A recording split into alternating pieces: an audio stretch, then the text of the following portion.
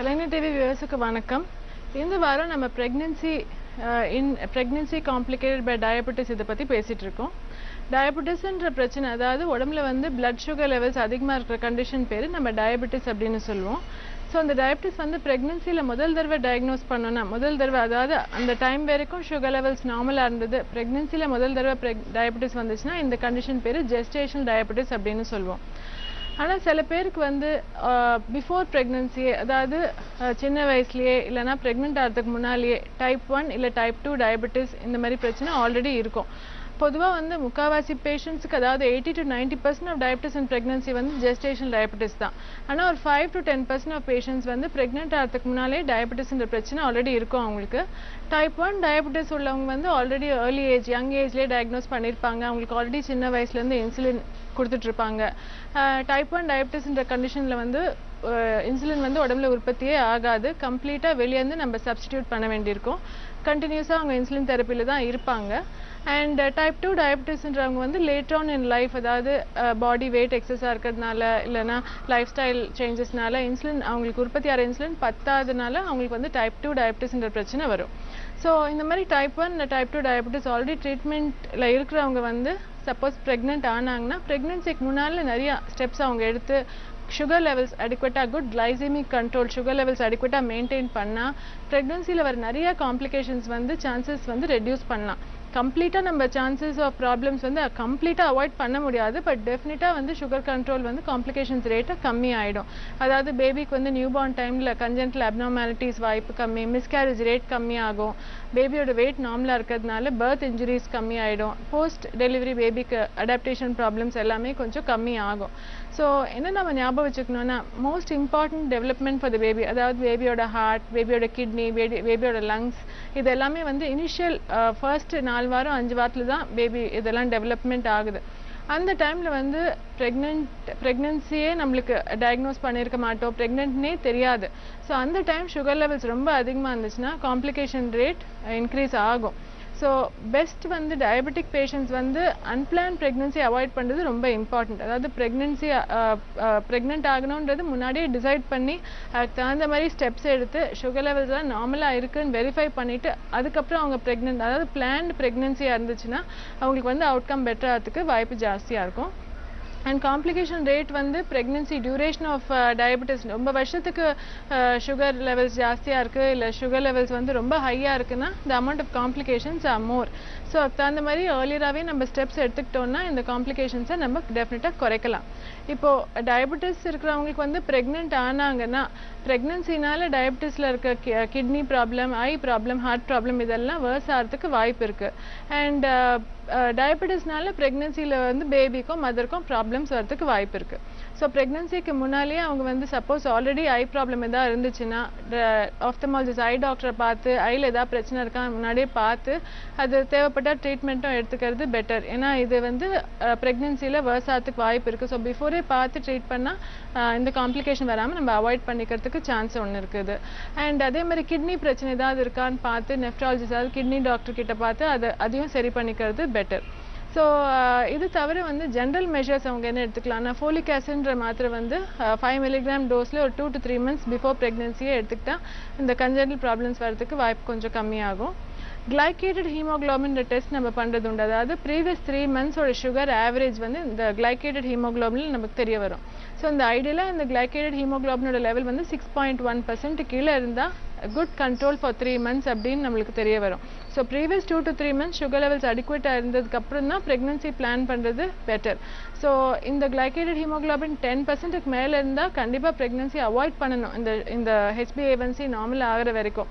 So HbA1c 10% இருக்கும்போது pregnant ஆனால் பேபிக்கு கன்ஜென்டல் ப்ராப்ளம்ஸ், பேபிக்கு வந்து heart problems, nervous system problems வரதுக்கு சான்சஸ் அதிகமாக இருக்கும்.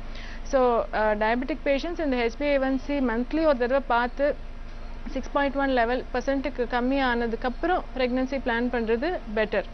அண்ட் இதே மாதிரி டயபெட்டிக் பேஷண்ட்ஸுக்கு மற்ற காம்ப்ளிகேஷன்ஸ் இருக்கிறதுக்கு வாய்ப்பு அதிகமாக இருக்கும். அதாவது ஆல்ரெடி கொலஸ்ட்ரால் இருக்கும், அவங்களுக்கு கொலஸ்ட்ராலுக்கு மெடிசன்ஸ் எடுத்துகிட்டு இருப்பாங்க, பிபிக்கு மெடிசன்ஸ் எடுத்துகிட்டு இருப்பாங்க. ஸோ இந்த மெடிசன்ஸ் எல்லாம் சேஞ்ச் பண்ணி ப்ரெக்னன்சியில் எந்த மெடிசன் சேஃபோ அந்த மாதிரி சேஞ்ச் பண்ணி அந்த மெடிக்கல் ட்ரீட்மெண்ட்டும் ப்ரெக்னன்சிக்கு சேஃபாக இருக்கிற மாதிரி பிளான் பண்ணி அதுக்கப்புறம் பிளான்டு ப்ரெக்னன்சியாக பண்ணுறது பெட்டர்.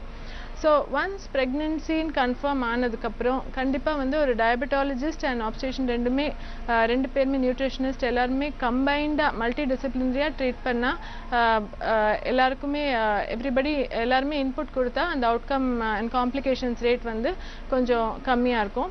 டியூரிங் ப்ரெக்னென்சியே வந்து இன்சுலினில் ஆல்ரெடி இருக்கிறவங்க டெஃபினட்டாக இன்சுலின் கண்டினியூ பண்ண வேண்டியிருக்கும்.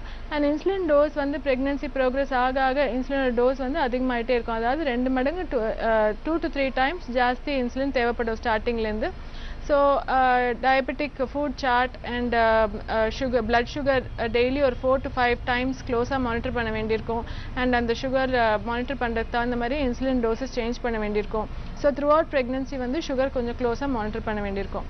இப்போ ஒருத்தருக்கு இன்சுலின் நம்ம கொடுக்கும் போது டெஃபினட்டாக ஒரு எந்த அளவுக்கு வந்து ஹை சுகர்ஸ் பேபிக்கு நல்லது இல்லையோ அதே மாதிரி லோ சுகர்ஸும் பேஷண்ட்டுக்கும் நல்லதில்லை, பேபிக்கும் நல்லதில்லை. ஸோ லோ சுகர் ஹைப்போகிளைசீமியான்ற பிரச்சனை என்ன சிம்டம்ஸ் வரும், அதை எப்படி டீல் பண்ணுறதுன்றது பேஷண்ட்டுக்கும் நம்ம எஜுகேட் பண்ணணும். ப்ளஸ் அவங்களோட ஃபேமிலி மெம்பர்ஸ்க்கும் எஜுகேட் பண்ணுறது ரொம்ப இம்பார்ட்டண்ட். அதாவது சுகர் லெவல்ஸ் ரொம்ப கம்மியாகிறது எப்போனா அவங்க டயட் அடிக்வட்டாக இல்லைன்னா அவங்க போடுற இன்சுலின் டோஸ் கொஞ்சம் ஜாஸ்தி ஆயிடுச்சு, இல்லைன்னா எக்ஸஸ் ஃபிசிக்கல் ஆக்டிவிட்டி ஏதாவது பண்ணிட்டாங்கன்னா சுகர் லெவல்ஸ் ரொம்ப குறைஞ்சிரும்.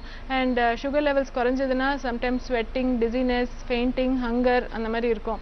ஸோ இதை குயிக்காக டயக்னோஸ் பண்ணி எப்போவுமே அவங்க கையில் ஒரு சுகரோ ஒரு ஸ்வீட்டோ வச்சுக்கிறது அண்ட் இந்த சுகர் லோ லெவல் ஆனதுக்கான சிம்டம்ஸ் இருந்துச்சுன்னா உடனே எடுக்கிறது, இந்த மாதிரி எஜுகேஷன் ரொம்ப இம்பார்ட்டண்ட்.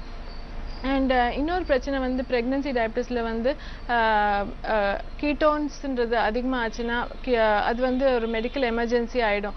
உடம்புல வந்து அடிக்குவேட் குளுக்கோஸை யூஸ் பண்ணுற அளவுக்கு இன்சுலின் இல்லைன்னா ஃபேட் யூஸ் ஆகும் எனர்ஜிக்கு. ஃபேட் யூஸ் ஆகும்போது கீட்டோன்ஸ் லெவல் அதிகமாக ஆச்சுன்னா இதுவும் வந்து நல்லதில்லை ப்ரெக்னென்சியில். ஸோ இதுவும் வந்து எப்படி மானிட்டர் பண்ணுறது அப்படின்றது பேஷண்ட்டை எஜுகேட் பண்ணுறது ரொம்ப இம்பார்ட்டண்ட்.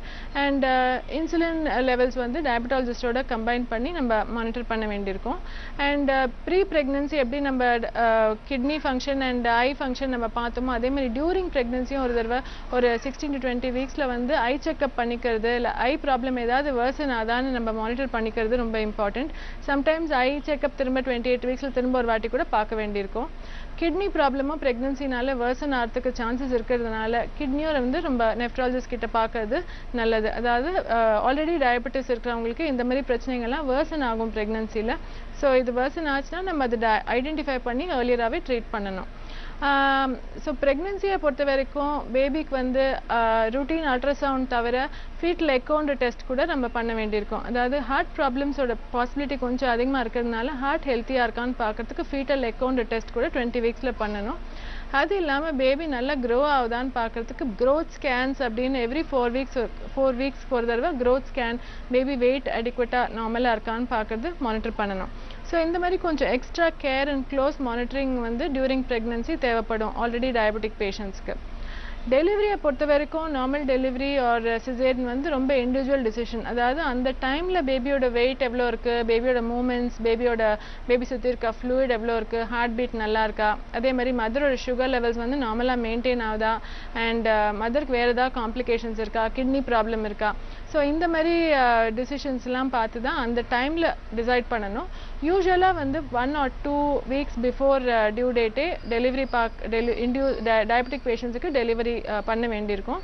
அண்ட் டெஃபினட்டாக நியூனேட்டாலஜிஸ்ட், நியூபார்ன் கேருக்கு டாக்டர் இருக்கணும் டெலிவரி டைமில். டெலிவரி கழிச்சு வந்து யூஸ்வலாக இன்சுலின் ரெக்குவயர்மெண்ட்ஸ் கம்மி ஆகிடும். கண்டிப்பாக அவங்க பிரெஸ்ட் ஃபீடிங்கும் பண்ணலாம். அண்ட் பிஃபோர் ப்ரெக்னென்சி அவங்க எப்படி இன்சுலின் எடுத்துகிட்டு இருந்தாங்களோ அதே மாதிரி இன்சுலின் எடுக்க வேண்டியிருக்கும். ஸோ கொஞ்சம் க்ளோஸ் மானிட்டரிங் அண்ட் கேர் வேண்டியிருக்கும். இந்த மாதிரி நம்ம ப்ரிகாஷன்ஸ் எடுத்தோன்னா அவுட்கம் நல்லா இருக்கிறதுக்கு வாய்ப்பு நல்லாயிருக்கும்.